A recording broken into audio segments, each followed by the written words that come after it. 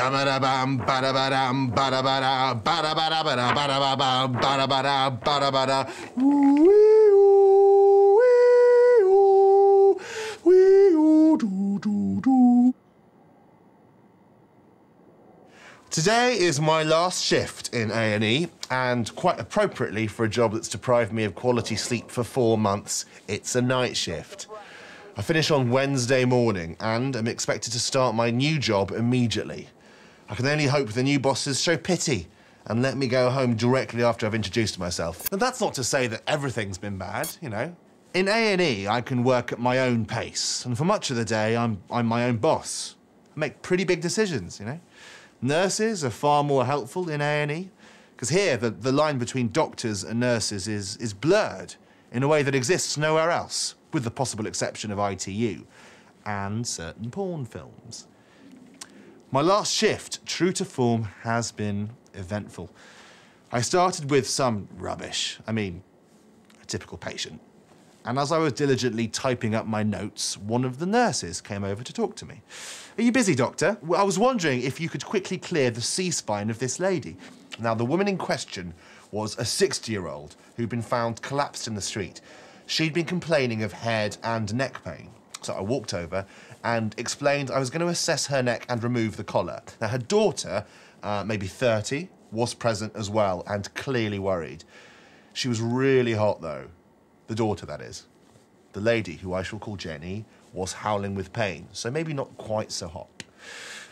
Now, she had a stiff neck and pain, but I didn't think it was from external injury, so I asked about alcohol. "Jenny, have you drunk anything today?" She said no. "And how about any drugs?" Her daughter, still worried, looked at me as if to say, "We're not like that." And the nurse shook her head more emphatically. "Oh, I already asked all about that." Oh, lady, so innocent. Jenny, you see, was remaining silent. "Any drugs on board, Jenny?" Nothing. I asked again. "Well, I had some coke earlier today." I heard her daughter's jaw hit the floor. As soon as she mentioned cocaine, I became concerned about a coke bleed. Now, I've got quite a chilled-out attitude to drugs, yeah? I regard them in the same way I regard alcohol. But cocaine is something that scares me. I've seen 2 heart attacks in under 35s due to coke, and, well, now I thought I'd seen a brain bleed from the stuff, an occasional side effect. I didn't waste any more time, and I got on the phone for an urgent CT scan of Jenny's head. As I waited for the CT, I admitted to myself what I'd been thinking since walking into that cubicle.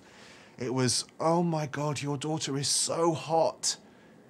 I'm still yet to decide if it's bad to think stuff like this. In my mind, I can't see a problem with it, as long as my care for hot patients is the same as it is for mingers. Oh, God. I already know that's a lie. I'm extra nice to hot girls, but, you know, surely that can't be wrong. I'm only human, you know, albeit with superhuman intelligence. Anyway, the scan showed hot girl's mum's brain was swimming in blood. The skull, being a hard chamber, had filled with blood and the pressure was rising, causing her headache. So I phoned the neurosurgeons, the most perpetually unimpressed specialists. No matter what you say, they always sound so bored by you. But as soon as he saw the scan, well, he arranged for urgent transfer to the specialist neurological ITU. I stayed with Jenny until she was transferred, and as she left, her daughter held my hand and said thank you. Her hotness did not enter my mind at that point. That's not to say it didn't trouble me elsewhere. Session's closed. See you next time.